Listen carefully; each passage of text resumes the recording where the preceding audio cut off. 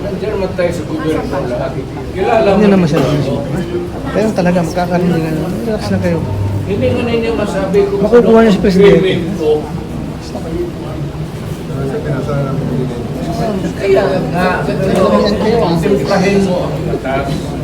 Hindi naman ako kriminal na basta-basta na lang taputin mo na. Hindi mo respeto pagka-presidente ko. Yes, sir. Wala lang. Pag-uwi mo! Hindi nakapatay mo yung matagal yan. Natutumba siya. Tutumba! Natutumba. God yung ipitin! Nakamakalakad. Pigilan mo yan dyan. Sir. Romy! Hinahin na lang. Sir, we're offering you a wheelchair, sir. We're offering you a wheelchair. Kasi magsalita na nakatayo. Oh, yes, sir. Dito upo, sir. Kamalas ko naman. Galing ako Kasama po fiscal. siya. Tapos ganito rin ninyo ako.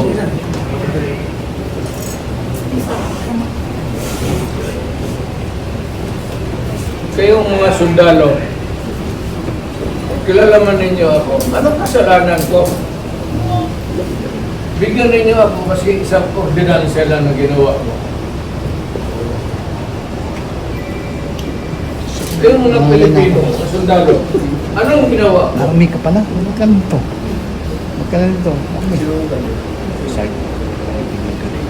Ha? Tanungin ko kayo, Ha? Nasa likod lang kami. saan galing ang demanda? Sa Amerikano.